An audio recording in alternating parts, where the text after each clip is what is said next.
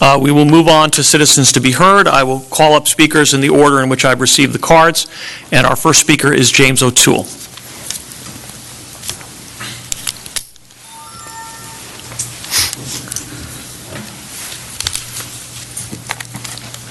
Good evening, James O'Toole, 230 North Avenue, this city.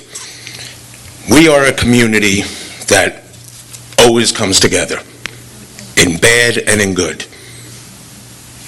And the incident that happened the other day was bad, but people must understand the New Rochelle Police Department, which we all know, is a great department. Excuse me. Of course. Excuse me, sir. But anything like that, that's okay. Excuse me, sir, if you would suspend for just a moment. I must insist, and I will ask for the same on behalf of every speaker who approaches this podium, whatever view they express, that I ask everyone here to please demonstrate respect for neighbors and listen attentively without calling out comments. Sir, please go ahead. Thank you. On August 1st of this year, coming up, we're going to have National Night Out right in the building right next door. And I know many of you, I've gone to it many years, and I know a lot of you have come to it. I know a lot of faces in this city, right? Do you think, for one brief shining moment, that those 3 police officers wanted to do what happened the other day? Absolutely not. Absolutely not. We have a great department. We have a great police department, folks. And the other thing I want to comment on is what's happening in front of New Rochelle Farms. This gentleman, Jose, who owns this store, no, he has done everything right for this community. Everything right for this community, folks. Excuse me. Once again. I am pleading with everyone. I am pleading with everyone present. Anyone who disagrees with a speaker has an opportunity to fill out a card, come to the podium, and express their view. No one will be silenced. No one will be prevented from offering whatever opinion they want. But for this process to work, for all of us to function as neighbors, we have to demonstrate a basic level of respect for each other and allow each other to speak.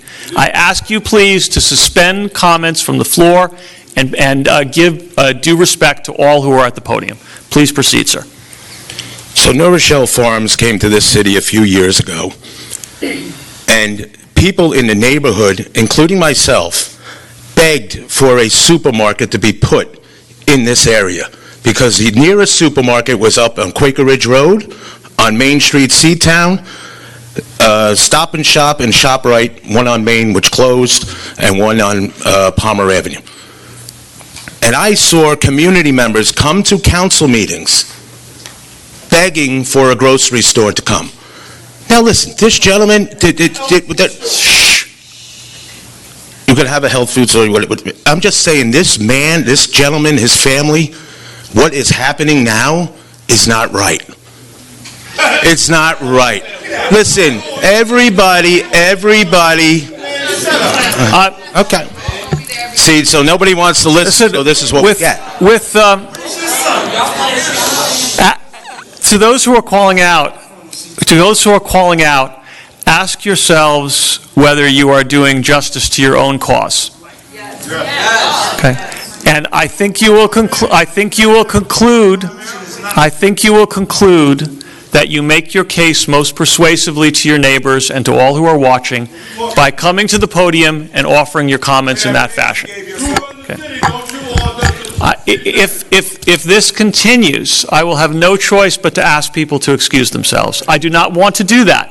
I want everyone to have an opportunity to be present, to hear, and to speak in personal.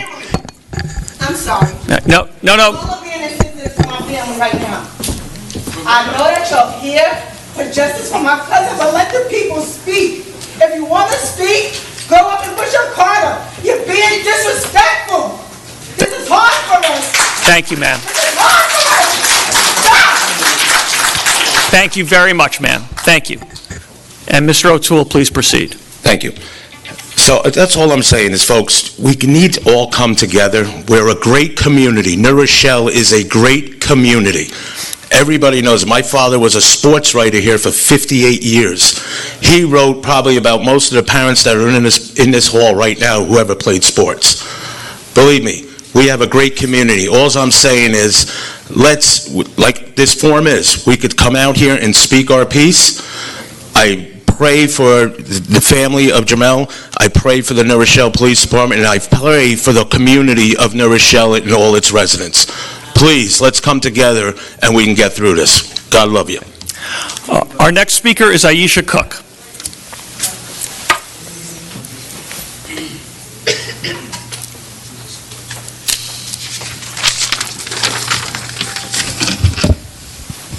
Hi, Aisha Cook, 95 Faneuil Place. I'm here on behalf of the New Rochelle branch of the NAACP. I just assumed the role of acting president in Mark McLean's absence, and I express my condolences to the family. I just want to read what I sent to all of you, to the press, and to other people, including the Attorney General. Statement from the New Rochelle branch NAACP on the police-involved shooting of Jarrell Garris, July 10th, 2023. The New Rochelle branch of the NAACP is outraged by the news of the police shooting of Jarrell Garris, an unarmed African-American man, in the middle of the day on Lincoln Avenue in New Rochelle on July 3rd, 2023. Subsequent to speaking with Jarrell's family, I spoke to his mom, the police commissioner, elected officials, and reviewing the released police body cam footage, we are left with many unanswered questions. What we know is that there was a call to the NRPD over alleged shoplifting from a local supermarket. The released body cam footage showed Jarrell calmly walking away from two female police officers who were trying to engage him in conversation. They were joined by a third male police officer. It is unclear how that situation escalated to the point where an officer discharged a firearm, resulting in gunshot wounds, leaving Jarrell hospitalized fighting for his life, which has changed since I sent this letter. Food insecurity is not a death sentence. Mental illness is not a death sentence. We, this community, are calling for the release of the full body cam footage and for a complete, thorough, and timely and transparent investigation into the events that transpired here. Our thoughts and prayers are with Jarrell and his family at this time, and may I please just add, this community, we are a great community, but because of those of us who are in this community, who care about this community, and who think that we have the right to live and march and be in these streets and not be killed because someone, and I'm not saying because someone can't handle who we are. I need everyone to be able to look at us in our faces and see our humanity and know that we do not deserve to die because someone calls the police to help them in a situation that they think is unfair. The police are not here to kill. They're not judge and jury and executioner. Jarrell deserved to have his rights upheld. Thank you, ma'am. Our next speaker is Lord Markham. I want to defer until I get my motion to the control. Okay. Our next speaker in that case is Vince Malfitano. I said defer. Oh. Respect the right to relax for a minute. Okay. So you would like me to call you up a little later, is that, sir? Please. Is that correct? Then I will. So Vince Malfitano is next. Yeah, hi, Vince Malfitano. I came here for another reason, and this was it. But I will speak about the issue that's before us tonight. I guess our community doesn't know that our library and the Friends of the Library paid to have a drag show put on in our library for 3 to 8-year-old kids. Isn't that a great thing? Let's applaud that. Don't we believe in diversity? Don't we love that? But when I asked these guys, wasn't your name used to be Drag Queen Story Hour? But now you changed it, just a drag story hour. Do you know why? because of the obvious, correct, negative sexual connotation of having a 3-year-old sit in front of a drag queen. So now they want to try to make it look more palatable. But I asked them, why don't you just call yourselves Story Hour? Because this is all about indoctrination, folks. It's all about trying to push an agenda, which some of you seem to be very happy about. But in any case, for tonight, of course, my heart goes out to the family. My own kids have had different encounters and other folks over the years with police. My brother was a police officer, passed away not long ago. I have a nephew on the job in New York City. It's a tough job. But we have a dilemma in our town that when something like this occurs, I think there might be a rush to judgment. What do I know? Well, this man was walking away from a store, maybe stole some stuff, maybe didn't. But a store owner, who I know the mayor and Ms. Ramos her, but I saw a photo on Facebook, happily celebrating the opening of that store, you know, celebrating the supermarket. He called the police for help. He didn't have one of his workers beat the guy down in the store. He didn't go up to the guy himself. He did what he's supposed to do. He says, hey, look, somebody's stealing. Now, should he have called? You know, I don't know. He took some food. I don't know. But the fact of the matter is, he did what we want citizens to do when they think they're having a problem. Call the necessary authorities. So now we're blockading his store, and we're closing him down. That is an injustice in and of itself. But the bottom line is, this is how fascism rises, ladies and gentlemen. When people spoke in Germany, the mob would shout them down. The brown shirts, the black shirts of Mussolini and Hitler would act like you. So understand who your friends are. You're traveling in good company by shouting down speakers. But in any case, let's try to get justice. Thank you, sir. Thank you, sir. Thank you, sir. Our next speaker, and forgive me, it's difficult for me to read the handwriting, but I believe it's Kasim Parnell. Kasim Parnell. Okay. Is Mr. Parnell? Okay. Okay. Thank you, sir.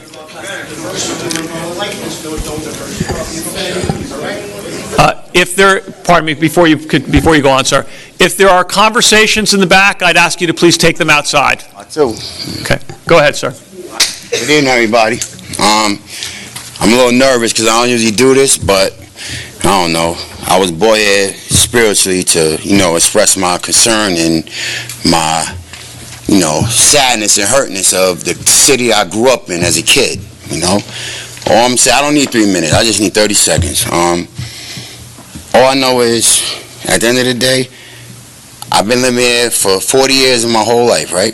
And for the first time ever, I never thought in a million years, and people could back me up, no disrespect to Mount Vernon or Yonkers or the Bronx, Brooklyn or Queens or Staten Island.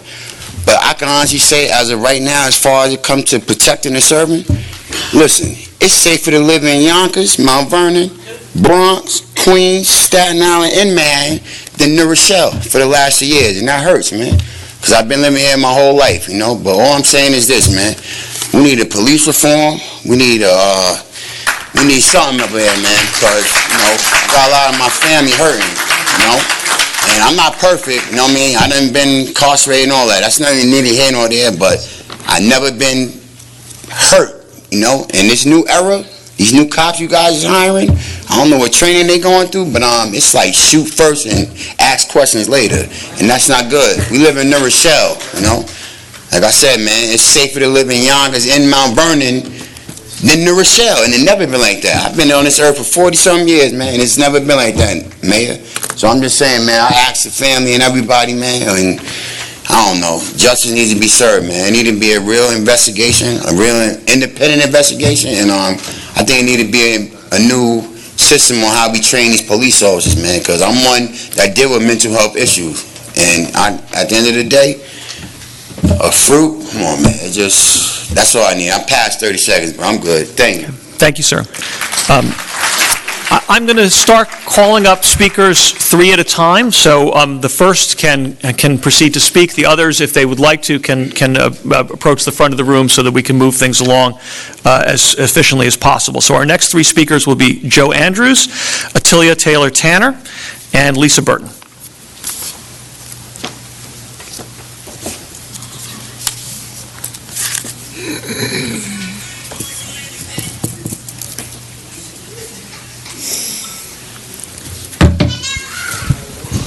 Good evening, everyone. I'm Joe Andrews, 361 Main Street. I just always, we had a meeting, or the police reform had a meeting a month ago, and they discussed how they would handle situations like this. What's surprising to me is that whenever the call came in, I thought in my mind that based on the situation, and throughout times that I heard when it comes to dealing with situations, when it comes to the police, that the most deadly force is always the last resort. And that don't seem like this took place in this situation, meaning it started off the way it's supposed to start off, but it ended in a situation where the most aggressive force was unnecessary. So we ask ourselves, what message are we sending to our youth? That in a situation like this, that if they in a situation like this, how will they be handled?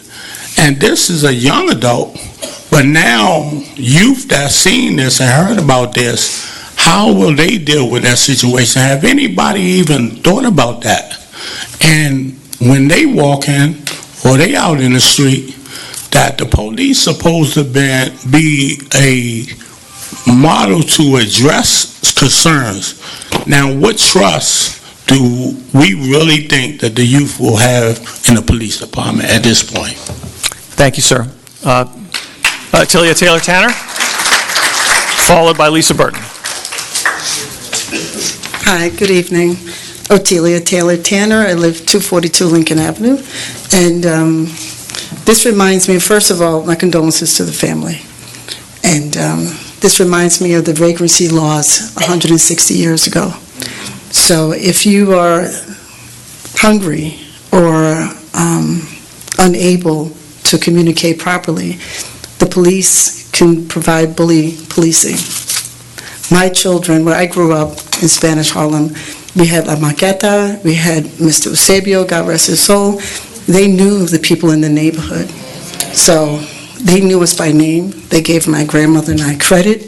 We can go down and get $1 worth of bologna, which is unheard of. We did not have to worry about being hungry and taking food.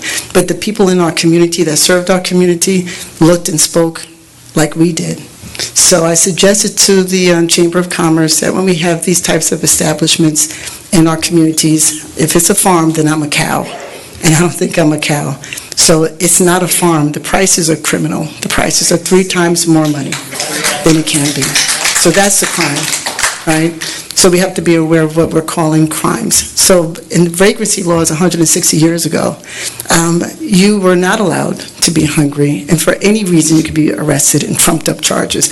That's what it seems happened here. I'm suggesting that when we have these types of businesses in predominantly black and brown communities, it shouldn't be like farm-raised shrimp. You shouldn't have to come here when you need to write a ticket or when you need to be aggressive. So maybe some of these establishments should have some type of training, anti-racist training or something similar, because this is just not going to continue to happen. So I'd like to, with permission with the board and with the council, to resubmit a letter that I sent in 2018 suggesting that the area that we live in, and I live on Lincoln Avenue by choice, and I love my community, and I love our school, and I love my city, but I love my children so much that I would not allow them to go to 777.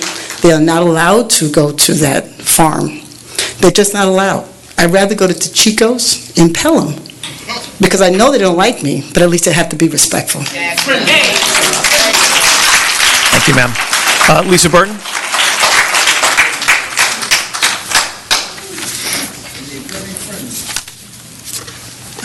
Lisa Burton, 257 Center Avenue.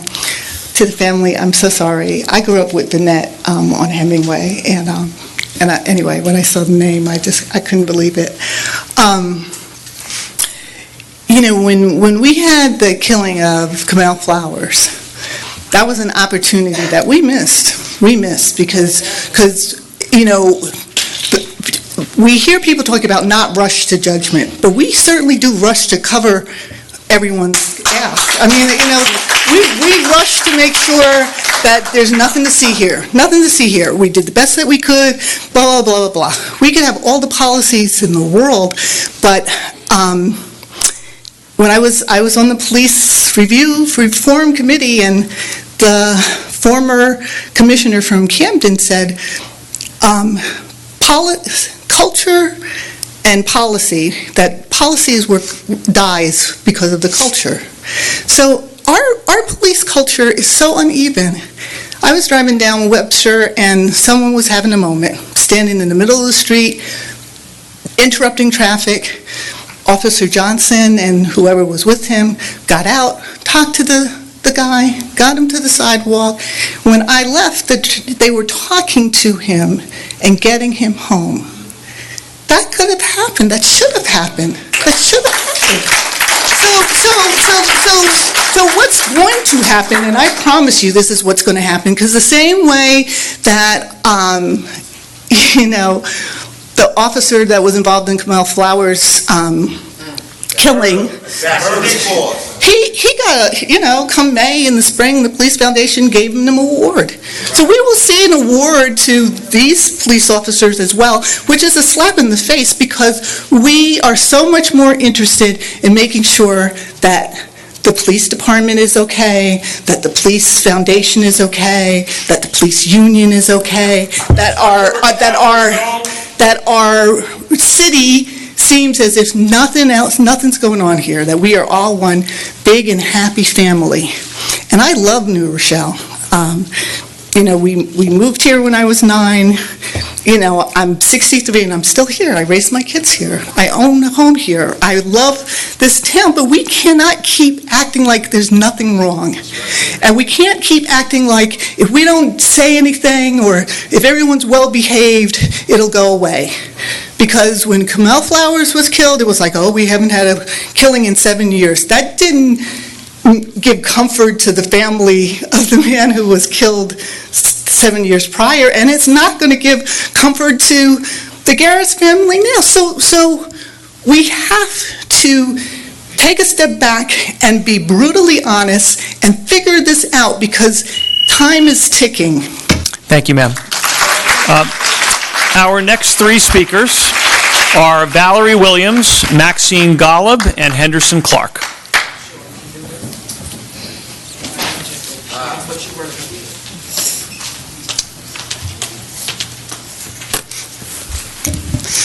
Good evening, City Council in New Rochelle. I'm Valerie Williams. I live at 70 Locust Avenue in New Rochelle. I'm a lifelong resident of New Rochelle. I grew up 80 Winthrop Avenue and various places in New Rochelle. Repeat after me. Justice for Jarrell. Justice for Jarrell. Justice for Jarrell. Justice for Jarrell. My deepest sympathy and condolences to Jarrell's family, to the Garris family, the Fowler family. When I watched the video and I saw his sister say, "Why are they doing this to us?" That was my same question, and I was crying as well. And I thank Mr. Fowler, Jarrell's father, for comforting his daughter, because that comforted me too. Mr. Jarrell Garris was the son, father, brother, uncle, family, and friend of many, and a New Rochelian. He was visiting his hometown and intended to leave in the evening that tragic day when he was shot by the New Rochelle police. My deepest sympathy. As Reverend Dr. Martin Luther King Jr. said, injustice anywhere is a threat to justice everywhere. We are caught in an inescapable network of mutuality, tied up in a single garment of destiny. Whatever affects one directly affects all indirectly. No one has begged for another black man to be shot by the police. Food insecurity and food is not a death sentence. And I stand with the New Rochelle branch of the NAACP on that. From Low HUD, body cam footage released by the NRPD appeared to back up the assertion. It shows Garris apparently ignoring attempts by police to talk to him, initially walking away. When officers tried to place him under arrest, a scuffle ensued. One officer can be called for, heard being calling for a taser, which we would expect. And then another one said he's got a gun, but he's got a gun, which he did not have a gun. I request that the City Council, that the officers involved in the fatal encounter with Jarrell Garris not continue to work in New Rochelle, and they're not permitted to stay on, and if they are permitted to stay on the police force, receive training and be provided with resources, as well as the other police officers in New Rochelle. Justice for Jarrell.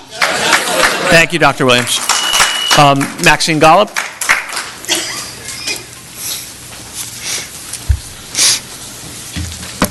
Good evening. My name's Maxine Golub. I live at 98 Bayberry Lane in New Rochelle. And today I am ashamed and saddened to say that I live in New Rochelle. I am ashamed and disgusted that my tax dollars have been used to shoot a man over a few dollars worth of food.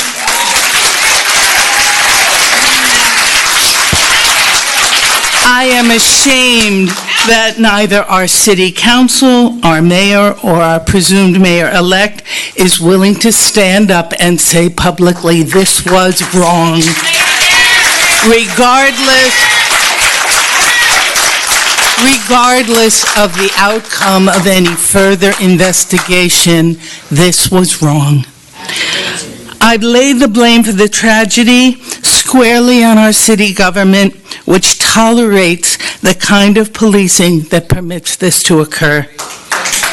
There were so many alternative approaches to this situation. The police could have walked Mr. Garris home, or let him go alone and gone there later to discuss with the family member present what to do. They could have called the new mobile crisis team for assistance. Instead, the aggressive intervention by Detective Khan, in contrast to the officers who preceded him, resulted in a senseless shooting.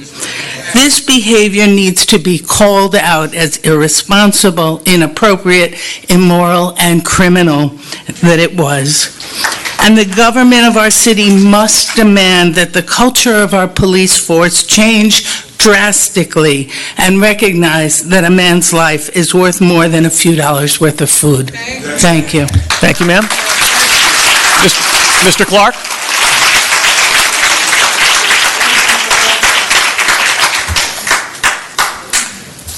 First and foremost, I want to say rest in power and paradise to Jarrell Garris and Kamal Flowers. He's got a gun. Lies are being fed to the people who vowed to bring change to a city that's been oppressing black communities for decades. He's got a gun was the words yelled out as an unjustified reason. No, excuse me. He's got a gun was the words yelled out as a justified reason to kill a man, son, father, uncle, brother, loved one over a piece of fruit.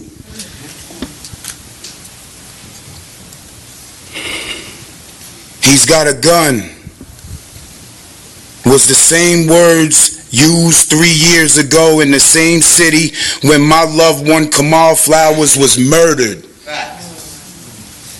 Mayor, you was at a press conference and lied with a straight face. And it's sad. Because here we are 3 years later, faced with a bunch of lies, media twisting lies coming from people that manipulated my community just to get a political seat and still do nothing for the black communities.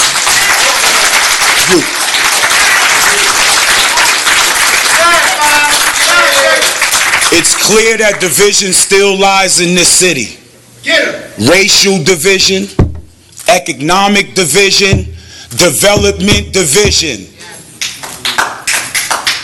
Officer Khan should be charged with murder. The only question is, when? Thank you. Our next three speakers are Guy Coleman, Nancy Street, and Eugene Tazi.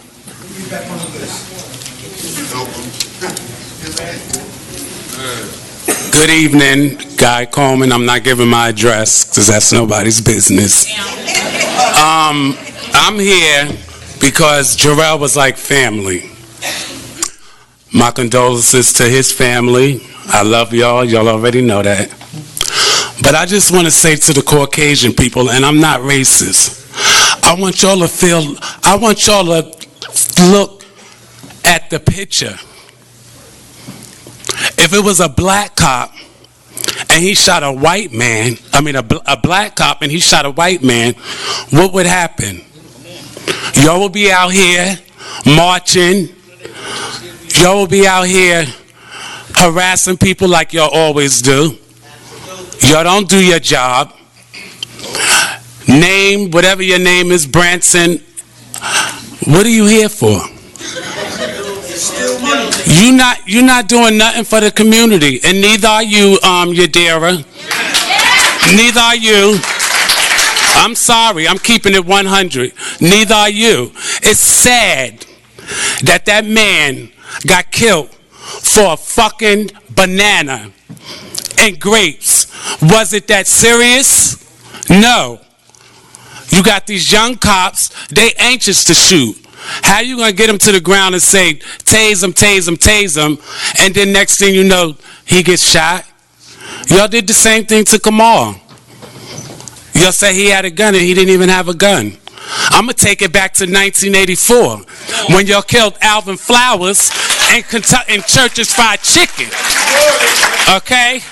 The same cop that killed Alvin Flowers, his last name was McKenna. McKenna killed Kamal Flowers. And I have proof. When is it gonna stop? When? I grew up in New Rochelle all my life. 53 years. Here, my mother brought me home to New Rochelle Hartley housing. It has to stop. Y'all looking at me like I'm crazy, but y'all know what y'all doing. Y'all sliding shit up under the door, but you know what? God has the last answer. And you think that you're going to keep doing what you're doing, and we're supposed to come out here and vote for y'all and do all of this, and y'all not doing nothing for the community. Y'all building all these big buildings, and the only ones working there is Spanish people. I don't see no blacks working there. None. It's sad. It really is. Excuse me, what's his name? Branson is your last name? Bronson? When you going to start doing what you need to do? He's on his way out. He ain't worried. Because I have yet to see you get up and hug any of his family members and tell them you're sorry. I have yet to see you stand down there in front of that store where you cut the ribbon, though. When they opened up the store, you cut the ribbon, but you didn't come down there to say your condolences to that family. You out of here. Thank you, sir. Our next speaker is Nancy Street. Nancy Street, followed by Eugene Tazi. Is Nancy Street present? Okay, then Eugene Tazi. My name is Eugene Tazi. I live at 8 Sycamore Avenue. my deepest condolences to Mr. Garris's family. I come here with a great sense of shame for our city government and for my own failure as a citizen to stop violent policing of our black community. 3 years and 28 days after the killing of Kamal Flowers, we're here again. What happened to Flowers and what happened to Jarrell Garris were the same script. No violent crime had taken place in advance. A traffic stop, eating fruit in a store without paying. Neither Flowers nor Garris escalated the situation. In both these cases, a New Rochelle police officer escalated the situation to the point of gunfire. We now have a pattern of behavior. It is a pattern based upon the failure of our police department, 2 city managers, 2 police commissioners, and our city council to recognize the structural racism that encourages and underlines this behavior. No white man has been shot by police in New Rochelle in that time. We have body camera footage. 2 female officers approached Mr. Garris to discuss the food incident. He doesn't respond and walks slowly across the street, the clue that he might not be able to respond rationally. They follow and continue to attempt and engage him, and then a 3rd officer comes quickly out of his car. We hear, "You're under arrest," and within 20 seconds, he's got a gun. He didn't have a gun. The only guns there were the officers. I have written to you about Project Able. It recognizes the need to change the culture of policing. With those 2 female officers trained to give Mr. Garris some time and space, that seemed how it started off.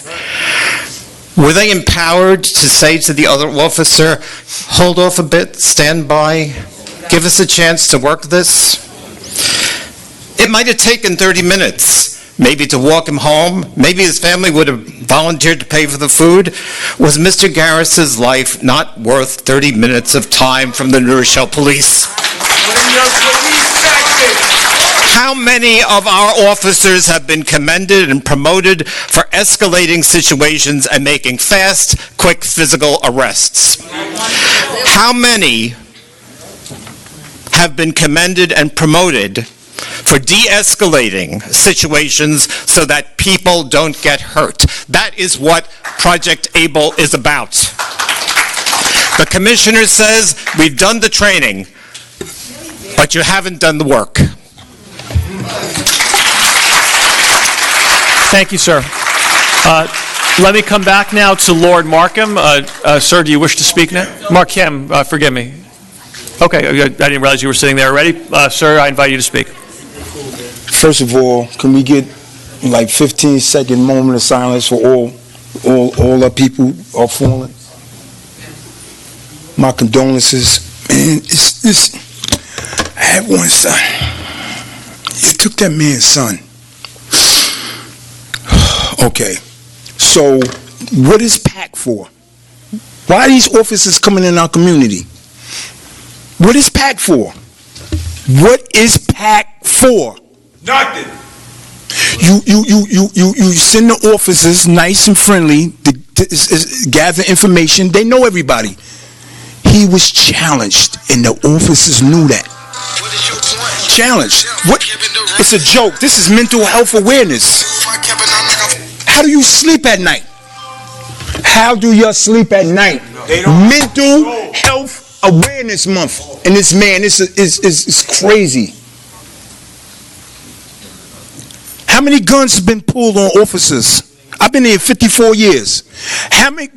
Let's be transparent. How many people have pulled a gun on officers? I never heard of it. Maybe I'm wrong. These are the things that I'm challenging. And then you got some come to, well, all we good is for sports. Joe Facina and whoever. All we good is for sports. O'Toole. That's all we good for. Nigga, stay in your lane. That's all we good for, man. So miss that. Talk, bro. I cry every time I see the father shaking. He was a protector of our community. Yes, he is. In the streets, in jail, whatever. Selfless. How do you sleep at night? You took somebody's child, and then convenience. You learned from the last one. Release the tape. That will be go quiet. This is not going quiet. I promise you. As long as I'm alive, we want answers. Tell us where Steve Carn lived, and then we'll go to his house instead of Jose's store. Fuck that store. How would you feel if it was your child? I don't give a fuck about the store. How would you feel if it's your child? Change is not going to come by coming and talking, y'all. What are you willing to sacrifice? This is the people. What are we willing to sacrifice? I'm right with you. I question everybody in my community. What are you willing to sacrifice? We got to sacrifice. We got to put our petty differences to the side and come together. That's right. We're human. There's a lot of officers that I'm cool with. Officer Perry, I worked for his father. A great human dude, man. He'd curse you out, but he was human. You're not human. Money is more important than life. Black people is a birthright to y'all. Study history, you'll see it. The PAC officers, they know Jarrell. All the officers, they know. Some of the officers know me. I done punched plenty of police in the face, and I never got shot. I got maced a few times, but I never got shot. And then I questioned the training. Worst case scenario, if you had to shoot him, why you ain't shoot him in the leg? He could have got shot in the leg. You shot the man in the neck? There's no way that you can explain this. But I'm going to tell you something. It ain't their fault. It's our fault. Come on. It's our fault. A black life means nothing. There was police officers, Flowers, Rosabella, Moffitt, that would have came over there and said, what? Man, I'll go pay for that. Exactly. Jose, whoever his name could have been. Our next speakers are Sharon Foots. What I have on the card is the African American Advisory Committee, so I presume someone is speaking on their behalf, and then Bruce Soloway. So, Ms. Foots, if you're present. Is Ms. Foots here? Yes, she is. I'll hold the card for her. And who wishes to speak on behalf of the African American Advisory Committee? Mr. Adams? Okay. I see various members are here. You can all approach.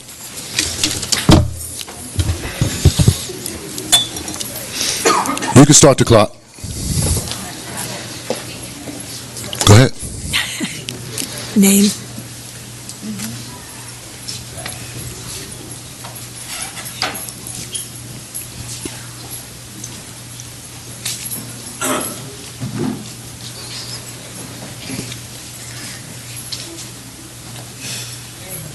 That was the amount of time that it took for an officer to get out of his car and go for an arrest when he didn't have to. I'm sorry, committee, because I'm hearing people speaking from their heart. And we like to come up with statements. I'm not going to read my statement. I'm just going to say one thing. Newburgh, 0. Peekskill, 0. Poughkeepsie, 0. Mount Vernon, 0. Yonkers, 0. The Bronx, 0. A town of New Rochelle, 2. There's something that's drastically wrong with that. And if we can't understand that that's a problem, then we got a problem. And we have to get to the place to admit that problem and start making change. My condolences to the family. May God continue to keep you in your bosoms and your arms, Mom. And listen, we're here. And may God continue to rest your souls, and may God continue to rest Jarrell's soul right now. And with that stated, the African American Advisory Committee is shocked and stunned by the tragic events surrounding the New Rochelle police-involved shooting and death of Jarrell Garris, an unarmed African American former resident here of New Rochelle. The AAAC continues to meet with the City of New Rochelle NRPD and our community partners to determine the full extent of what took place on July 3rd, when Jarrell Garris was approached by 3 members of the NRPD community that resulted in a struggle which ultimately took his life. The AAAC is calling for the immediate release of unedited body cam footage of the July 3rd arrest, significant reform in the NRPD's protocols for interacting with the African American community, and individuals with known mental health challenges. Hiring practices that represent our community at large. Hiring practices that represent our community at large. And the formation of residence community officers as suggested by the Police Review Board. We can police ourselves. AAAC will pursue its advocacy for transparency and continue to monitor this situation. We will continue to monitor this situation. And now we're down to 20 seconds. Sit in on everything that was said tonight. Please do not pass through these cards. Please do not pass through these messages like we're just going through it. Please listen to the people of the community that you represent. And if it comes from your heart, you'll make change. All right. Thank you very much, sir. I see that Sharon Foots is returned, so Ms. Foots, you can proceed. Good evening. So I wanted to come and I wanted to be poignant. I wanted to be respectful of the family and bless all of you. And I can't imagine what any of you are going through. But for the people that are still here, I kind of wrote something and then I figured, nah, I'm not going to do that, because then that would mean that I should give you the respect that I would hope that you would have given us. No shade to anybody in the audience, but I come to these meetings all the time and you guys know good darn well, you do not respect our black lives. You throw around words like equity, you throw around words like inclusion, you throw around words like diversity. You had the nerve to label the city ideally yours. So let me talk to the audience. Care not about this funky meeting that we are having. This is a box that they check because it is a thing that they need to do. So what I encourage the people in the audience to do, because they respect property over lives, I expect everyone in here, go to 500 Main Street, shut it down. Go to the RXR building where they're building, make it uncomfortable for them to move those trucks in and out. Ideally, New Rochelle, for whom? Not us. And you have made that blatantly clear. Anytime you see a construction site come up, anytime you see another grant, anytime there is something moving that profits these clowns on this stage, shut it down. Martha Lopez, a young man got shot in the West. She came up with $150,000 to donate to that incident. Have you seen any of these people up here, even for a show of solidarity, even for a show of we care? They are telling you we do not care about your black ass. You do not need to be in here and be civil. I'm not encouraging anybody to riot, but you do not have to respect them because they have clearly not respected you. If you want to see some stuff happen, I promise you they will move. Every single site that this is Mental Health Awareness Month. Every time you put up a post, hashtag mental health awareness, right? We're not worried about the pseudo church leaders in this community because we know most of them show up just to show up. You got to reach outside of the community, okay? I reiterate to you, if you need to ask me a question, I'm at Denise Smith on Facebook, all right? I'm telling you, organize. Do not continue to be in this reactionary space of yelling and screaming. Shut it down. New Rochelle is and always will be ideally for us. And if you do not want to share the space that all of you continue to live in will be fucking uncomfortable.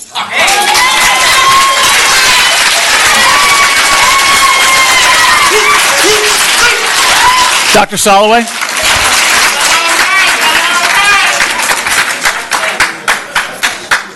My sympathies to Jarrell. Bruce Soloway, 76 Vaughan Avenue. My sympathies to everybody in the family. Here we are again. This incident shows that a racist and toxic culture persists within the New Rochelle Police Department, and much more work will be needed to get rid of it. The city was wise in its decision to release the body camera videos quickly. This was a welcome gesture of transparency and trust that made clear exactly what happened on Lincoln Avenue, as well as demonstrating the importance of the body cameras themselves. But the images from that video are disturbing and disheartening. I'm no expert, but to my eyes, this looks like a textbook case of how to unnecessarily and recklessly escalate a routine police encounter into a deadly assault. Officers Bird and Chivari appeared to be handling the situation professionally, attempting to engage Mr. Garris in conversation. Detective Khan, on the other hand, emerges from his car a distance away, immediately announces that Mr. Garris is under arrest, runs over, cuffs Mr. Garris's right hand, and attempts to restrain him. Mr. Garris loses a shoe, falls over one of the other officers, and Detective Khan calls for a taser. Mr. Garris then extends his left arm, perhaps in an effort to break his fall. Detective Khan calls out he's got a gun, and the video ends, apparently just before Detective Khan fires his weapon. Why was Mr. Garris placed under arrest? He wasn't running away. He wasn't threatening anyone. Should a person be physically detained based on a report that someone stole a few items from a store? Could the officers have continued to follow him home, speak with him, spoken with his family? Most importantly, how would this incident have been managed if it involved a white man in the Waikiki Shopping Center instead of a black man on Lincoln Avenue? This question defines the persistent racial disparities in policing in New Rochelle. What needs to be done now? The CPBB needs to be given all the information they need to evaluate this incident, as required by the serious incident provision of the city's 2021 police reform plan. They need to be paying attention. Why are you texting? The city needs to support the ongoing state and county investigations, and the police commissioner needs to assert his disciplinary authority. The city will be watching to see whether these officers are held accountable for their actions or whether they will be excused, like Officer Alec McKenna was, after his still unexplained aggressive behavior in the pursuit and killing of Kamal Flowers 3 years ago.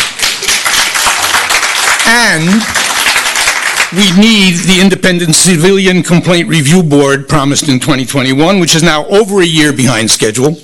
The CPBB and the city need to complete their work on this issue and install an independent, empowered CCRB as soon as possible. But accountability is not enough, nor is implicit bias training, for what that's worth. The NRPD requires a comprehensive anti-racist institutional culture. Thank you, Dr. Solomon. Excuse me, I was interrupted by applause and by shouts. I'm going to finish my statement. You're right. I'll give you, sir. I'll give you a little extra time in light of that, in light of the applause. An anti-racist NRPD would assure equitable hiring and promotion, diverse leadership, full anti-racist training for all officers and staff, and a zero-tolerance approach to all expressions of racial bias. Perhaps with a truly anti-racist department, our black neighbors might begin to feel safe and protected rather than occupied and threatened by the NRPD. Thank you, sir. Our next three speakers are Dan Miller, Rashawn Davis, and Patricia O'Keefe. It's okay. Good evening, I'm Dan Miller, 14 Lakeside Drive. Let me start by offering my condolences to the family. I started to write something today, and when I was driving here, I decided to speak a little bit from the heart first. I'm a father of two sons. I started thinking about when my boys were young, as your son was young at some point. And I remember that I used to love wrestling with my sons used to love wrestling with me. And as they got older, I'm not a big man. They got big enough that at some point I couldn't keep it safe. I couldn't engage with them in a way that was safe anymore. And so I did what a father does. I told my sons, I can't do this with you anymore. We love this, but we can't do this anymore because it's not safe. That's my responsibility. It's my responsibility to keep them safe. I know there are facts about this shooting that are going to be debated for years, but there are also facts that are simple and clear and incontrovertible. A non-threatening, non-violent, unarmed man was shot in the street by a police officer after maybe eating a few pieces of fruit in a market. I frequently go into a market and sample the grapes and eat some fruit. No one accosts me in the street, and no one threatens my life, and nobody shoots me. I think we know why. This is unacceptable. You all know that I'm a physician. In my work, we talk about something called preventable deaths. I'm going to read you a definition. Preventable cause of death are causes of death related to risk factors which could have been avoided. The risk factor here is the police officer who has been so clearly described, creating a situation that they couldn't control. If they couldn't control the situation safely, they shouldn't create it. It's that simple. If they don't know how to do that, they shouldn't be allowed to serve. It's that simple. The responsibility to do something now is yours. You are the city council. You supervise, you hire and fire the person who supervises, hires and fires the police commissioner. This is your responsibility. This is avoidable. It's happened again and again, and it cannot happen anymore. You have to do something about this. It's time to act. Thank you. Thank you, sir. Rashawn Davis.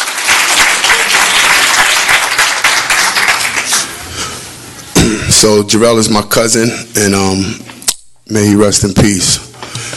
One of the things I want to say is that why every time, a black person have an interaction with police, why does 4 or 5 of them have to come?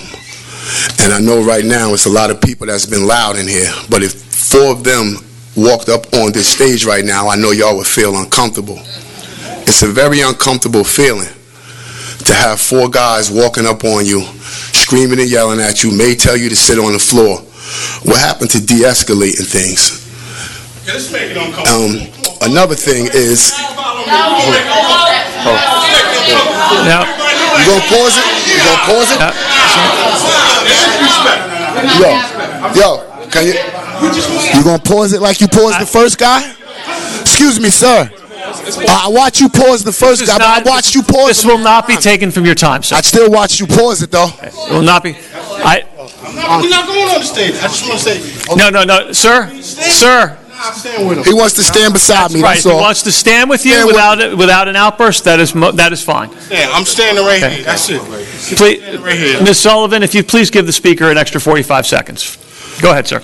Okay, and to you, sir. We are from New Rochelle, but none of us are from Mount Vernon. And one thing we do see is Mount Vernon mayor. She's always on the news. She's shaking hands. She's in the community. You wait until these situations get to this point to come and shake a hand. And like they said, you haven't even been up there. And we definitely want to know where that $150,000 came from that the girl mentioned. Because no one definitely came and showed love to my peoples. Another thing that someone else said. I've never, in my 48 years in New Rochelle, seen 4 cops surrounding a white kid. And y'all probably never seen it either. And someone else said, Mount Vernon, dangerous neighborhood. The police officer do not shoot people out there. I don't know what is going on in New Rochelle, but the police officers in the black community, it seems like we can't get along. So we need to have police officers who know us. I know police officers that's on the police force. White ones, black ones. We all know John Jackson. He wouldn't have shot C2 because he's from our community. You're putting these guys, we don't know where they live at, probably Long Island or somewhere. They're coming into our communities, and like they said, whoever's hiring and firing, you're hiring the wrong people. Last but not least, I don't know how long Mr. Khan has been on the force, but I had an encounter with him 5 years ago in a parked car sitting by a fire hydrant, and he went around the block, parked his car on the side, and walked right up to our car and said, "Let me see your ID." So whoever hired him, that's why the situation happened the other day till you're under arrest. He don't respect black people. Thank you, sir. Patricia O'Keefe is our next speaker.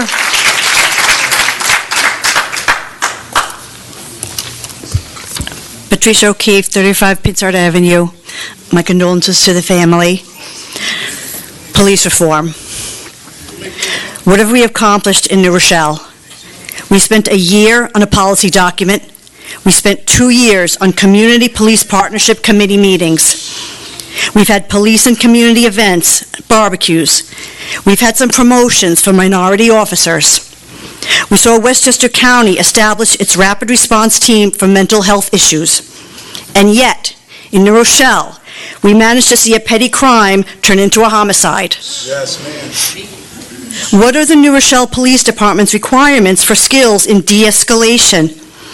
What skills are required for managing interactions with persons experiencing mental health issues? Are these just talking points? Wasn't the goal to incorporate these concepts into the field to avoid tragedy? This shooting brings to the fore the fact that nothing at the core of policing in the Black community in New Rochelle has changed. The City of New Rochelle declared police reform to be a priority. The New Rochelle Police Department declared themselves to be willing partners. We have to do better than this. The Black community is devastated. We have let them down. As a city, we have let them down. As neighbors, we have let them down. As liberals, as progressives, as Democrats, we have let them down.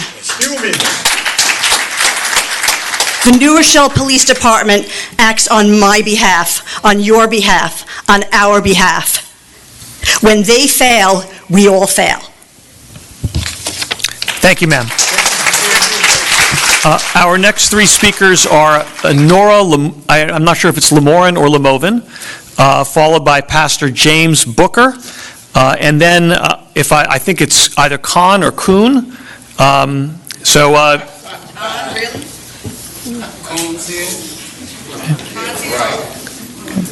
So we'll begin with Nora Lemorin.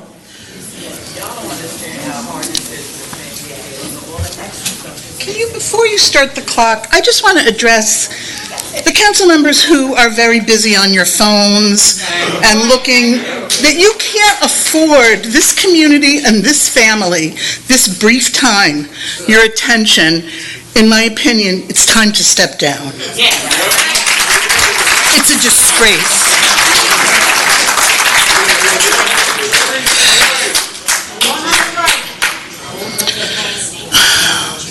The problem begins when you have a community where a vibrant Black business community was raised for 95 with a bunch of empty promises that were never fulfilled, and you put in a store that is hostile to the community. If you went into that store, the only people that look like the people living in that community are pushing brooms and carrying cartons. Nobody's touching money, nobody's dealing with customers, and so they don't know the community. Can you imagine if Black people opened a store on Union Avenue and didn't hire anyone in that community? Can you imagine if a store was opened in Quaker Ridge in Waikiki and nobody that looked like that community was hired? It would not be tolerated, and yet it's celebrated.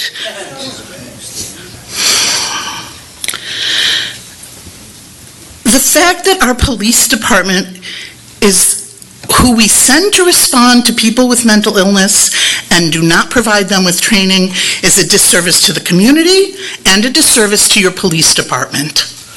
Would you want to go in ill-equipped and ignorant in how to deal with the situation? You're putting everyone at risk, and this is the outcome. The language surrounding this is so violent. We're talking about a banana and some grapes. When it was first reported, we were talking about larceny. I don't know who's speaking to the news media because it now has become theft and robbery. When you taste a grape in a store, nobody calls you a robber or a thief. All of your faces, This last primary, I can't even imagine the money that was spent. It was like a national election. I could not get your faces out of my doorway, off the TV, and yet when this happened, Mr. Cormaine Dixon is the only person who showed up. Where were you? Why? And I knew as it was happening from social media, from Moms of New Rochelle. So if I knew while it was happening, why didn't you know if it was happening? And if you did know while it was happening, where were you? No one was hurt, no one was in danger by him taking a banana and some grapes. If that store was not hostile to the community, they would have either turned a blind eye or turned to anyone who happened to be in there shopping or out on the street and say, can you cover your cousin's banana? And the moment that body cam cut off is awfully strange. Pastor Booker? The other person, Con. Okay, Con, go ahead, sir. All right, so I just want everybody to think and not to want to wait to react till it happens to them or it's theirs. And that's what we always do when it's my family. So, it's my family, this is going to happen. Because it's my family's family.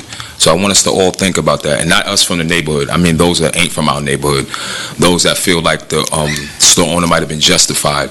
You guys in front of me that I don't know how you feel about us. But think about like if it was one of your grandsons or one of your nephews. And then think how you feel. And then ask yourself, why is that local peace officers are walking around with murder weapons? Because the only thing a gun does is kill humans. Like, they got tasers, there's training, we can speak to them. This is a community. They're not at Texas or El Paso. So, but you guys are the politicians, so that means that you got to push that to make it to where we don't have to worry about people killing anybody. Because God forbid if it, I'm not going to say that joke, but if it was your son, how would you be feeling? Or your son, or yours. You feel me? And then for New Rochelle Police Department, for those who don't feel like they're evil and you are wicked towards us, why aren't any of you here saying that? Because some of y'all be like, nah, we ain't bad, but none of y'all are here saying we ain't bad. So those who don't know feel like you're all bad, and they pointing at your badge. I ain't never seen one turn another one in. So, like I started out, I wanted everyone to think about if it was theirs. And just think about that, if it was their family directly. And God forbid, I'm not even going to say that, man. Because those who know me know better know. Because I'm not a joke, my nigga. Not even close to one. But think about if it was yours, man. All of y'all, those who were opposing, those who think the store owner, because the store owner shared that the man might have had problems. That wasn't communicated to the young man who jumped on the scene as the hero. The women on scene, the female officers knew this is why they didn't pull out the burners and the murder weapons. Guns, murder weapons. That's all they do. Peace. Thank you, sir. Pastor Booker? My name is Reverend James E. Booker Jr. I'm the new pastor of Mount Carmel AME Church at 78 Grove Avenue here in the city of New Rochelle. And I'm almost 60 years old. I remember as a child, and I'm going to try not to be emotional, at 11 years old, my mother said, Jimmy, if you're running for the bus, and you hear a police officer say, stop, stop, even if you know it's not you. I wonder how many of you have had to tell your children that. I've had to tell that to my child. This is just another example of the systemic racism that's not only in New Rochelle, not only in New York City, not only in Atlanta, not only in Los Angeles or Texas or Milwaukee, but it's throughout this country. Let us not forget our history.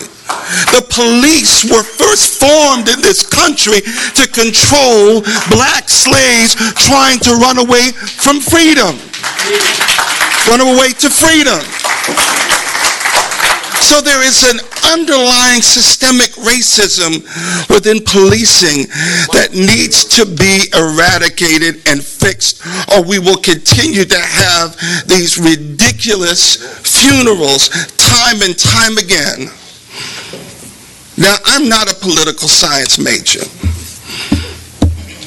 and maybe I'm new to New Rochelle and don't know the laws here, but to my knowledge, being hungry is not a capital offense. Being hungry is not a reason to be murdered, to be killed. We need to see the complete body cam footage. Not only that, we need to know in detail what type of training these police officers have. Do they have any racial diversity training? Do they truly have de-escalating training to people of color? Are they truly trained how to deal with situations so they don't end tragically like this? Beloved, you have my prayers, you have my condolences, and in family, Mount Carmel is open to you for whatever it is you need. May God bless you, and may God save America. Thank you, Pastor. Our next three speakers are Marvin Whittle, Peter Parenti, and Miriam Decine.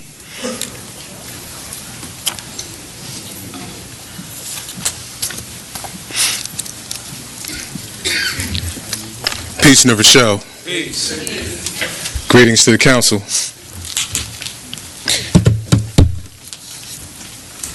It's a shame when you have to stand in front of a body of people and explain to people that you are people.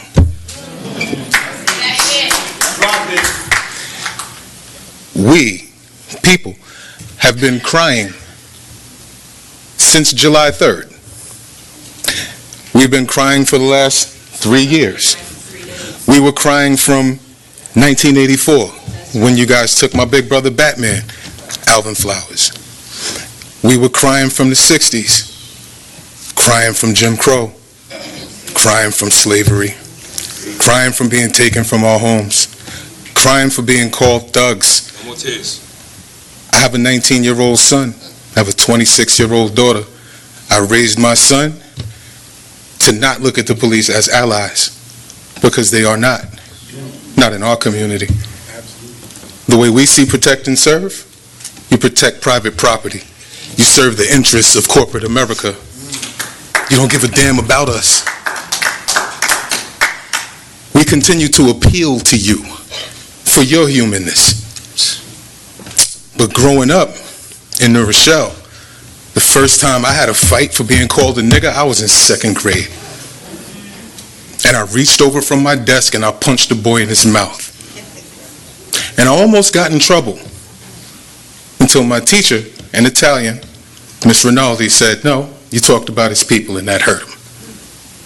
So I do know that we have some good people in this community. I've had friends from all walks of life growing up here. I love New Rochelle. I do not love the way my people are being corralled. When we left from the press conference to walk in front of the store, we were surrounded. We weren't protected. Our rights to speak weren't being protected.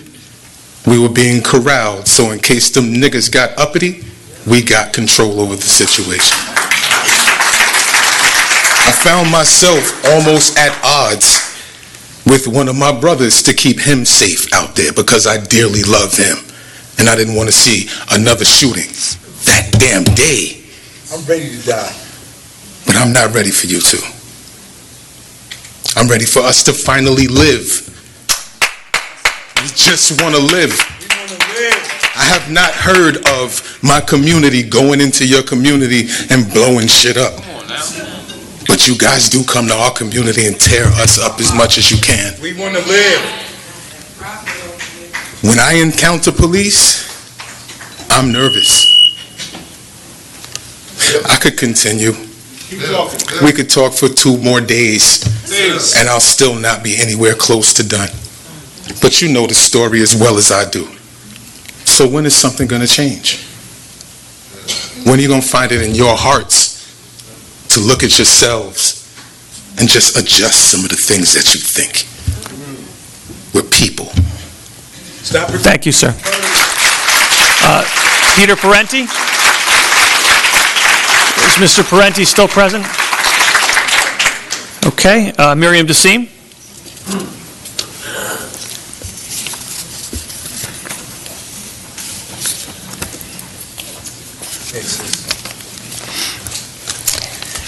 Good evening, everyone. Good evening to you, family, and very sorry for what's happened to you. Condolences to you and condolences to our community, because this is felt by all of us. New Rochelle is like that. We're family. We're either blood family, we're purple family, but we're family. So we all feel it. This is a result of continuous failed policies and practices.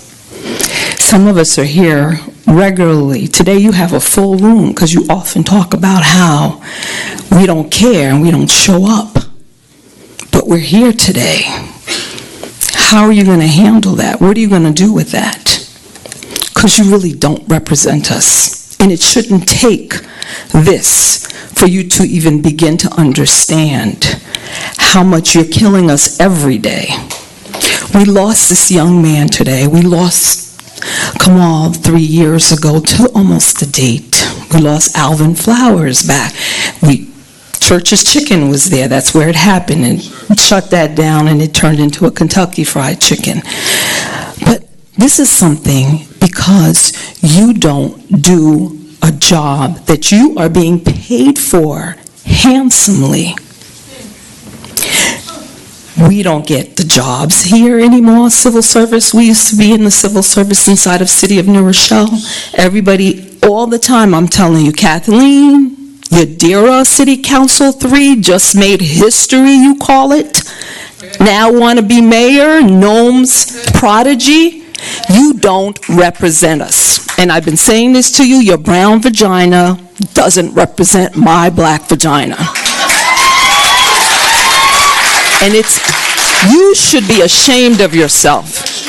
You shouldn't even be proud or even think about that you want to run and you want to do this, because there's not one vote that you took that helped us. I walked with you when we looked at the new building of the Boys Club, and I said, why are you putting a parking lot in front of our kids' pool? That's going to be the view that they see. Oh, I don't know. Just like you don't know why you got the $60,000. But you want to represent us. You tore up Hartley Homes and put up some trash. You dispersed our community. I hear they were in North Carolina. Most of our people have to go to North Carolina because they can't afford to live here and again. But you keep telling us about affordable housing and how we're building these new buildings, and this is what's good. This is what happens when you don't take care of your people. These cops get, this is this cop, but these cops get promoted every day, putting our kids in jail every day. This has got to change. You don't represent us. All of you got to leave. We celebrated when the women got on there. Oh, it's all women. Yay, it's going to be different. Not one vote is for the people. Thank you, ma'am. That's got to change. Y'all got to go. Our next speakers are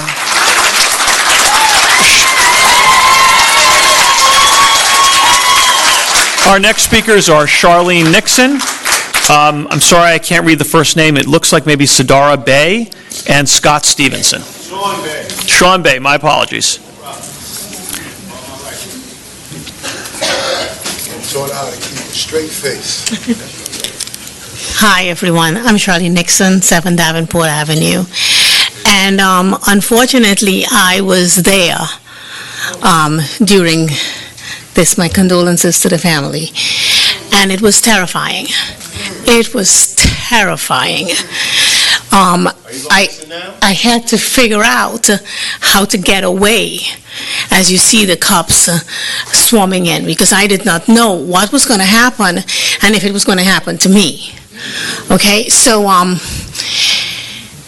happen to know a lot of people in this room, And I have a lot of faith in the people in this room, whether it be the community or the leaders of the community. I've had conversations, and I know that we are capable of change.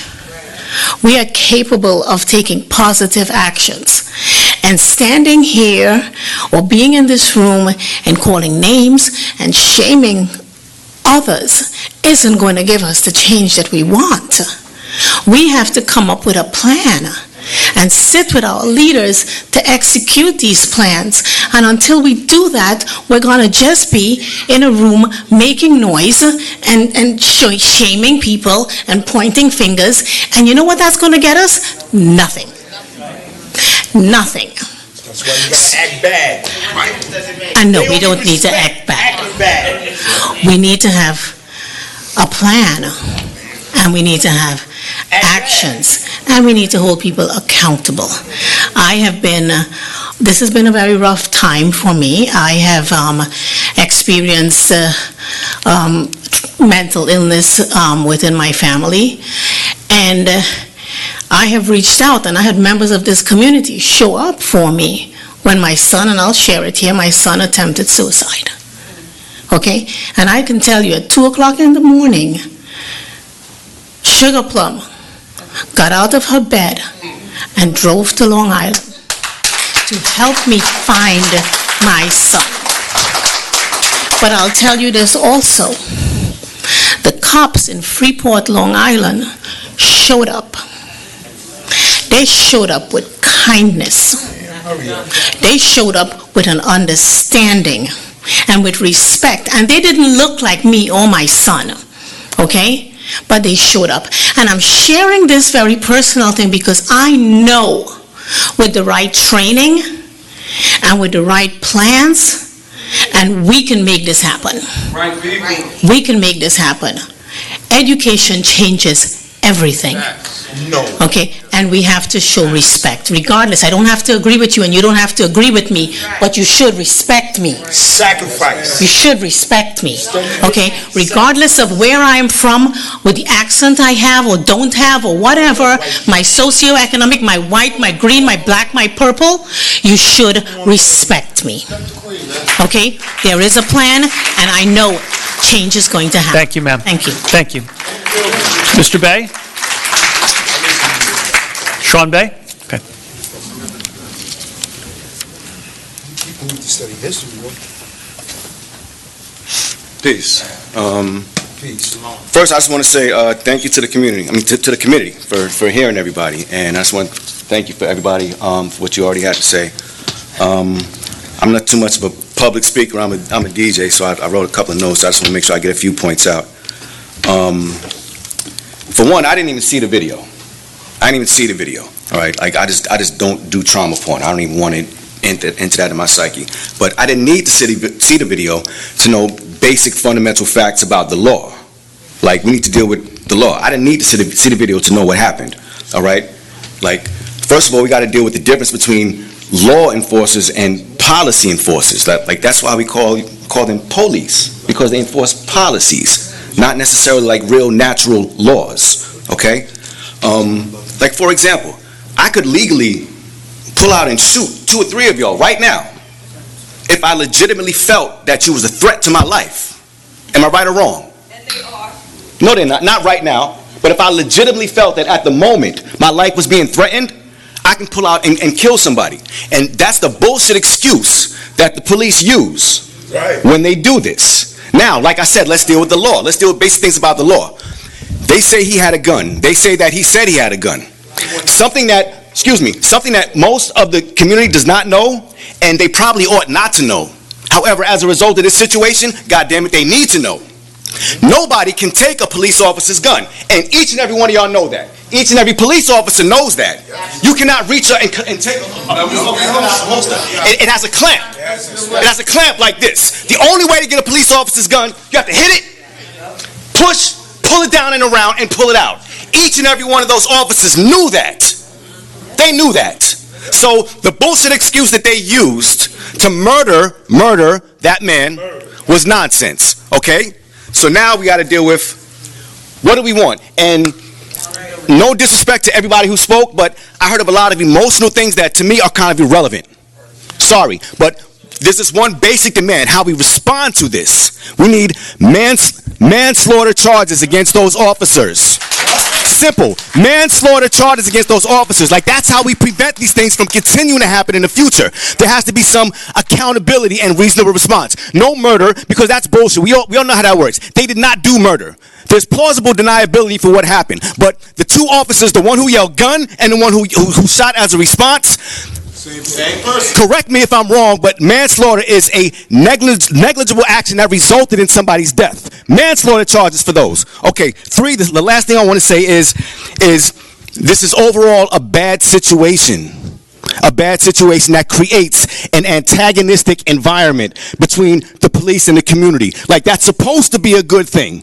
Like, that's supposed to be, protect and serve and all of that. But the Supreme Court has ruled that the police do have no obligation to protect the community. Like, they're there to protect the policies and enforce the legislations and statutes. Thank you, sir. So, thank you very much. Peace and love. Our next speaker is Scott Stevenson. Answer to God, man, not the government. Peace and blessings, everybody. I give my condolences to the Jarrell family.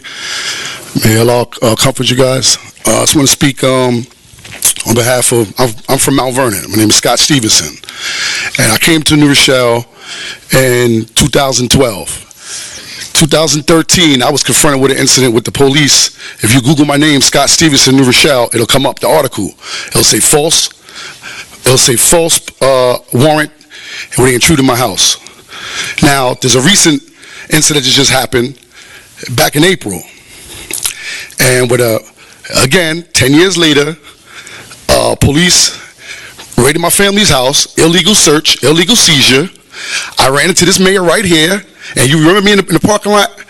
And I told you, explained to you everything, and you said, oh, that's horrible, I'm sorry, but I'm the mayor, I have no power, I can't do nothing, nothing I can do. All right, that's what he told me. Now, I contacted, don't try to get this girl right here, this lady here, the city manager. I contacted your office. I called you. I left an email. I called your secretary, and she said the same thing. Oh, that's horrible. Oh, she will get right to you immediately. So the whole reality, what I'm saying is, when a fish doesn't stink from the middle here, it stinks from the head down. You do the hiring, you're responsible.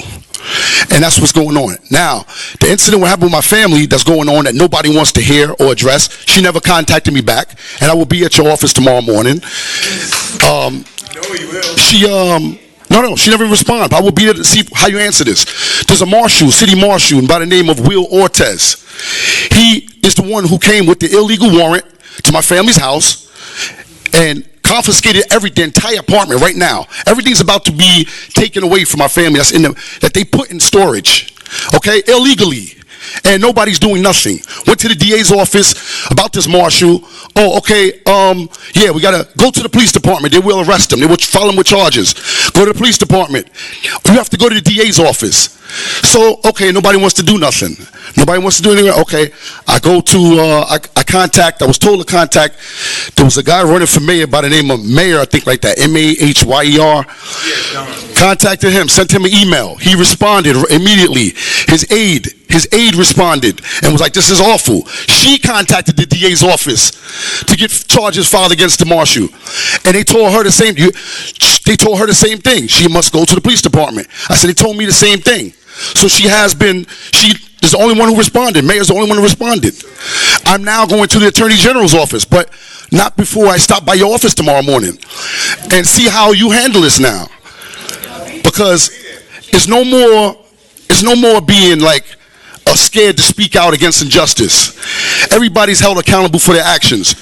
You're a cop, you're a politician, this person is dirty, you don't defend him. You let him go. Let him sit in his shit he made. That's it. Thank you, sir. And no more. Hold on. You said that the officers involved in the shooting, why didn't he just pay for it? Since the officer that knew him, or they already knew he had a problem, why didn't they pay for his fruit and then handle it later on with the father? It makes no sense. Thank you, sir.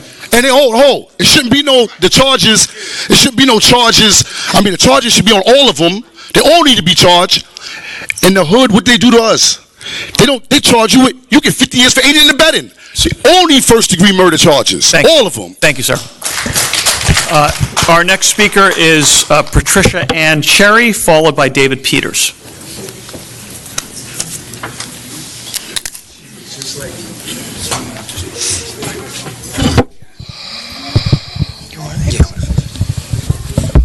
Good evening, family. My heart goes out to Janet Bayman. We all know. My name is Patricia Cherry. I will be 59 years old. I grew up here in the city of New Rochelle.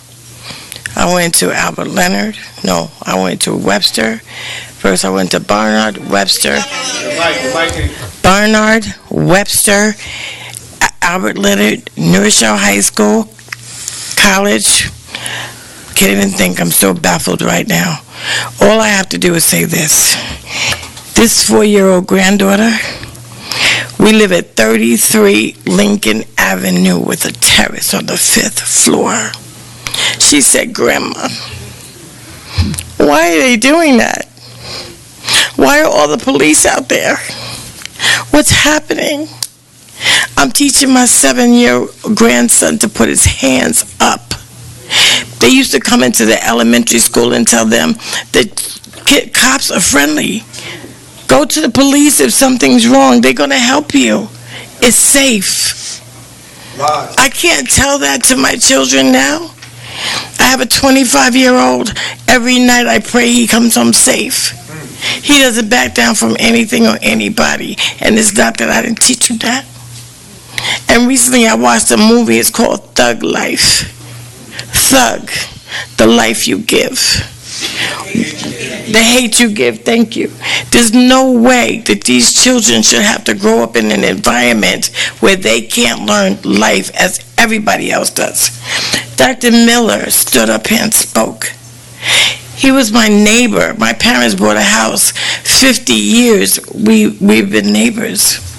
I moved, but he's still there. He sees me, how you doing, how's the family? And I just need everybody to know this community. You are building towers and towers of residents. Get down, Kaylani Rose.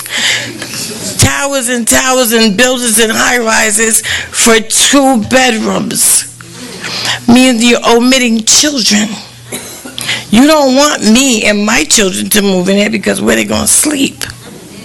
You're building high-rises for people who live in Manhattan who could afford the rent. We used to be City Park, over the hill, the Hollow. That's all you gave us. Now you're building all around us, and then you're squeezing us out. And if you can't squeeze us out, you're cutting all the resources for us to live out. So then now we got all these people coming in boats and ships and buses. Now they got a place to live. They got a Medicaid card. They got a food stamps. They don't have to worry about tomorrow and ain't going to get an attitude talking about, you can't book me over here because I can't get a job over here. We can't even get a job. All I'm saying is to think about us. You are supposed to be our community leaders. We are in generations. My grandmother lived in the projects.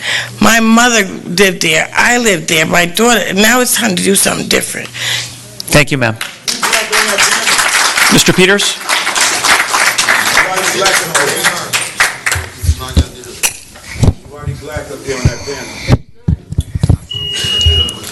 Hello, my name is David Peters. I live at 112 Chauncey Avenue, New Rochelle, New York. I apologize for that, Mr. Peters. Go ahead. That's okay. Yeah. I'm here tonight because I wanted to listen very carefully to what was being said, and I wanted to listen very carefully to the reaction of those of you who are over here as the city council and the city manager and each and every one of you. And I want to thank, first of all, the Garris family and offer my condolences to you. And I'm really feel broken that all of this has happened once again when it didn't have to happen.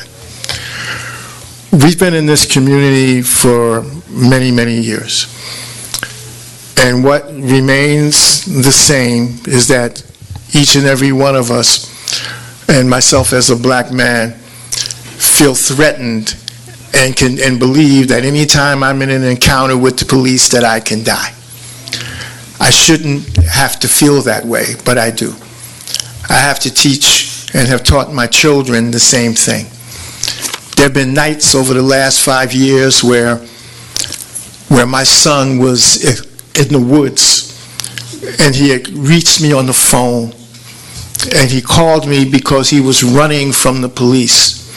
And he wasn't in New Rochelle at that time, he was in a different county.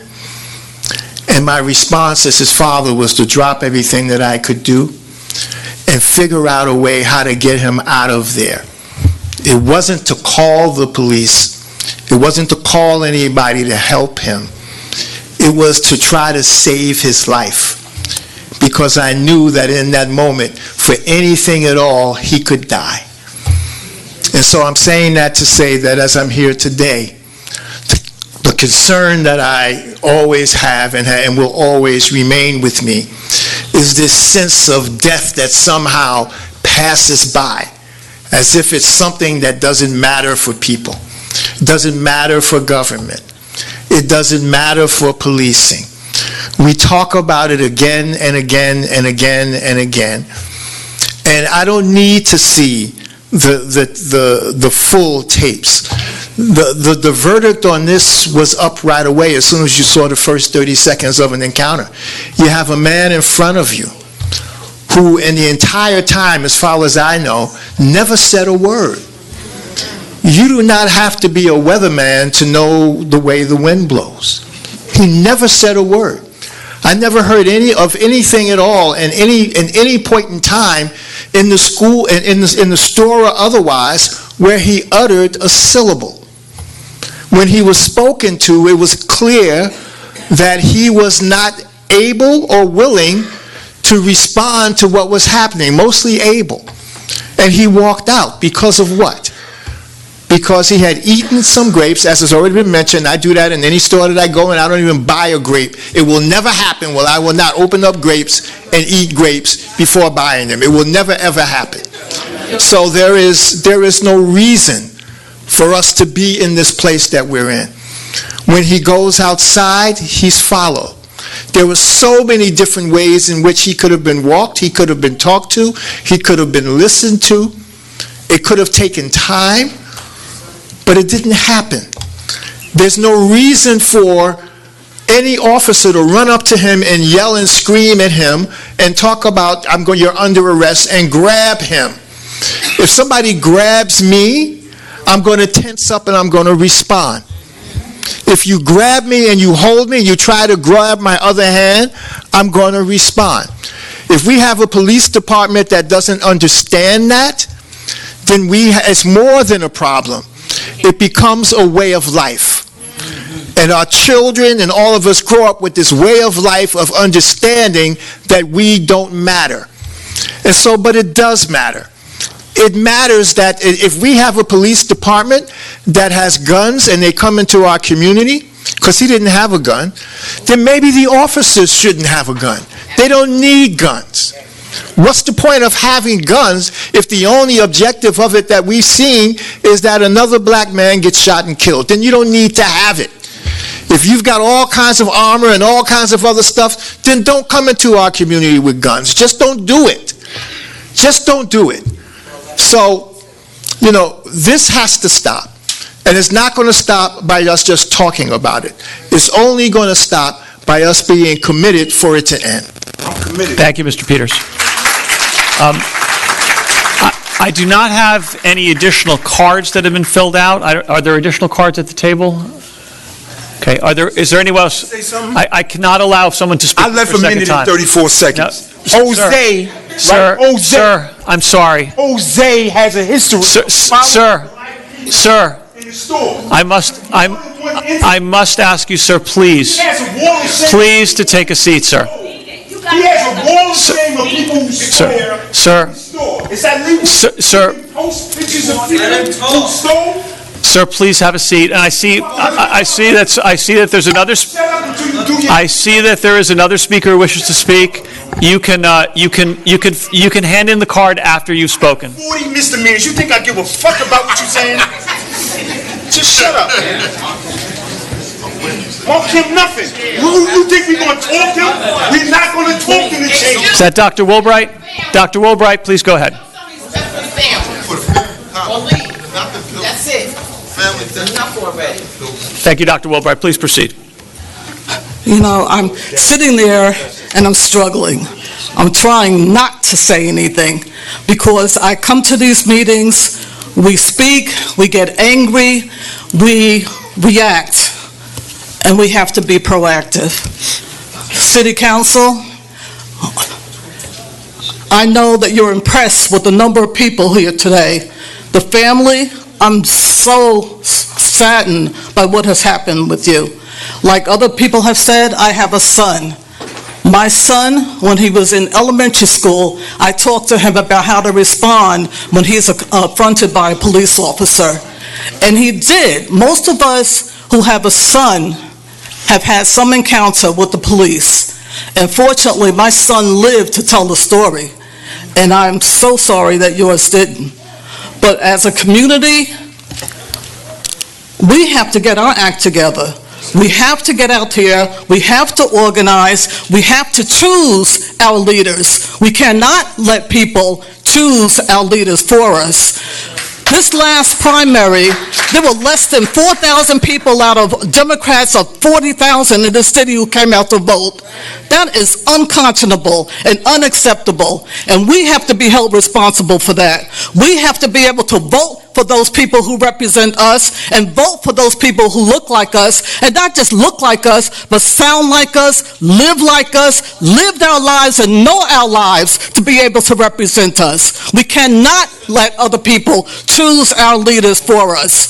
So I'm saying to our community, I'm sorry, I didn't start off. I'm Carla Woolbright, Dr. Woolbright, former president of NAACP. Many of you know me. Most of you know my husband, Ron Williams, who also was a New Rochellian and has been very active in this community. We have to organize, and we have to hold people accountable, but the only way to do that is to do it in the right way. We have to organize, we have to plan, we have to get together, and we have to act as a community to be able to ask these people to represent us and our community. So I'm hoping that this will be a step off. I'm sorry, but most of the time when we take action, it's because of some serious situation that happened, and a lot of times it's because of loss in our community. So we have to get ourselves together and take control of this situation so we're not coming to another meeting 2 years from now or next week with another person. And yes, I understand the emotion, but we have to keep it together where you're not the next person's funeral that we're going to.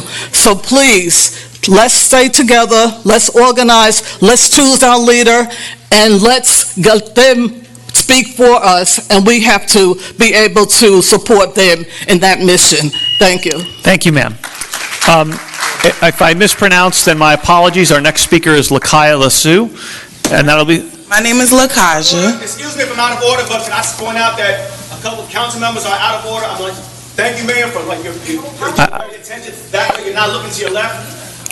Council members are extremely out of order. Okay, all right, sir. Thank you. Thank you for the comment. Ma'am, you can proceed. First off, I knew Jarrell. God bless his soul.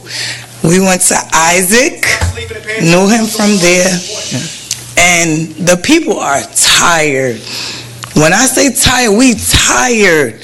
All of y'all have eaten and fed your kids and taken care of your families, went on vacations off of our tiredness too of working and taxes and everything. Something has to be done. People do not want war. We do not want a war. That's not, because if that's the case, it's not going to be beautiful. That's not what you want from our people. That's not what you want. Something has to be done. It has to be done. I'm afraid for my child. I'm thinking as my son, he goes in the store and eat grapes. You're going to attack my 6-year-old son because he was hungry in the store? It does not make sense. And I'm sure that every person here has to feel the same way. People are tired. We are here as a community to work together. We put you guys in office. Everybody here who voted, the people, we put you guys in office. You have to give back to us. That's how it works. You give and we receive in return. It can't be sitting here, we have meetings, we have the news, and then nothing gets done. I want to know what plan of action is next after this. What's going to happen? What's the next meeting where this is going to happen and we're seeing actual results? Not just talking, not just a meeting, not just the media out there when there's chaos and stuff going on.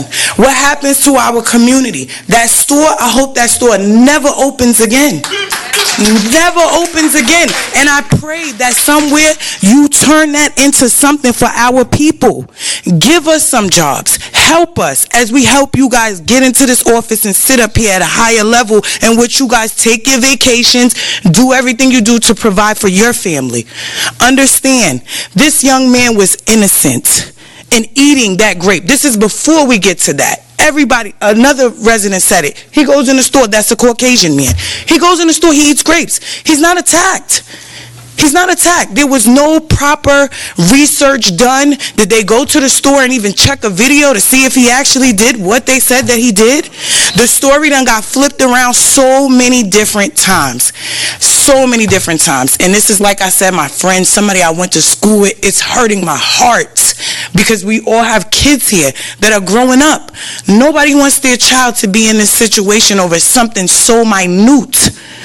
Something that's so minute when there's so many more problems and things that the community could be focused on and putting their energy to. We have to have justice for these families. It's really ridiculous, you know, and it doesn't make sense because every last one of us in here is human. We all have family, and we would not like it if it was us in this predicament and nothing is being done. We have to do something. We want action. Thank you, ma'am. Our next speaker is Eric Stevenson. Good evening to all, and to my condolences to the family. Excuse me, sir, if you just suspend for a moment, I want to give you the opportunity to speak without interruption. So 30 more seconds. Right. Yeah. My condolences to the family. I did not know the family, but I know myself. And where one hurts, we all hurt, regardless of where we at. I was here and I said I have to speak because I was remembering the time when there was a white police officer who had his foot on the throat of George Floyd, and people were rallying all up in the Midwest. And I heard a white man come on and say, don't get involved, let them vent. Because after 2 days, they're going to go away. If you keep fueling the fire, it's going to keep going on. They're going to burn a couple of cards, but over the history since Dr. King and before up to now, they've been studying the reactions when black people were killed. And they said what we found out is after these things happened, they would react and vent for a few days and go away if you just let them do it. But my thing is, enough is enough. And to the New York City Council and to the mayor and whoever's here, my thing is this. Something has to be done on this. Just like if we were to have shot and killed someone to be charged, those police officers have to be charged. So my thing is this. What happened with George Floyd in the Midwest, you know what they did? Every member in the community went out and started a voter registration drive. They started community organizing in meetings in homes. You know what they did? They removed the whole city council in the next election and took it over. So the message to power is don't take this for a joke. Start to organize a community right now. Start to register the voters and your neighbors and all. If you don't like that parking lot in front of your park, organize your community. That's right. Shut these people out. Right. You could vote them in and you could vote them out. That's right. It's a quid pro quo. Every time they want you to do for them, they come give you hamburgers and hot dogs and sodas for your summer party. But yet they're giving mansions and high-rises to others while they're feeding you hamburgers. But my thing is this, and that's fine. You should buy your own food and let them keep theirs. And hot dogs and hamburgers, we need better diets anyway. But my thing is this, organize, register voters, talk to your neighbors, get political action committees together now. I used to work in this town in politics with a guy named Arnie Klugman. I know what is New Rochelle. We helped elect judges here. We helped elect politicians in this town. I know what is New Rochelle. We did it in Mount Vernon. We did it with Andy Spano. I worked for them. I helped elect them. George Latimer, I helped elect them. But this is unacceptable.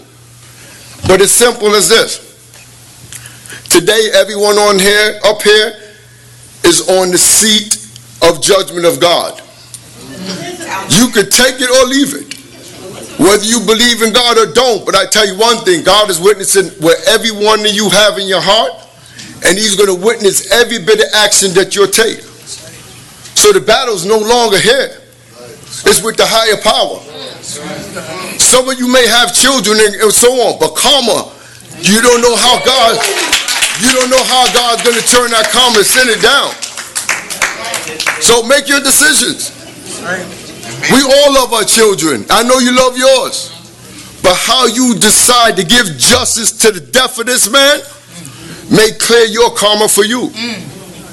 But if not, it's out of my hands. Your police can't arrest God. That's right. Your police can't shoot God. Your police can't handcuff God. Your police can't shut down God. So you leave it up in your hands. Thank you, sir. Is there anyone else who has not already spoken who wishes to speak at this time? Okay. Is there anyone else? Ms. Francella, do you wish to speak? Yes. You can fill out a card after you've spoken. Mr. Mayor, can you tell your city manager to wake up? Check her urine. Okay. Good evening. First, I want to say my deep condolences, to your family. This has impacted our entire city. We all feel it from many different ways. So I ask, we have very smart people who want to do the right thing. We need to bring resources into our community. You have a crisis mobile unit that should have responded to this incident. Bring it to the city. We also have, as you well know, a large number in our community who are really suffering at Oasis. They're homeless, they're mentally ill, they have drug addiction, and they need services. If we don't bring those resources, these incidents are going to continue to happen. We need those resources here. We need them from the county. We need them from our state. Please bring these resources into our community. That's all I ask. Thank you, ma'am. Is there anyone else who wishes to speak at this time? There are no further speakers for citizens to be heard. I will therefore call the session to a close. Permit me to say just one thing. It is the nature of these hearings that they tend to be one way. We listen, but we do not engage in dialogue. And sometimes I know that creates the impression of indifference among council members that we do not care. And so I think it is, Show us that you care. And so I think it is important for me to acknowledge the pain that is in this room, to acknowledge that this has been a trauma for our entire community, and especially to acknowledge that the greatest trauma, the most personal trauma, that the heaviest burden is borne by the family of Jarrell Garris, who are sitting here in the front row. And to you, I wish to express my deepest condolences and sympathies. I wish you all. That is the conclusion of our session tonight. I thank all those who offered comments. Go in peace. Your body speaks more than your mouth. Body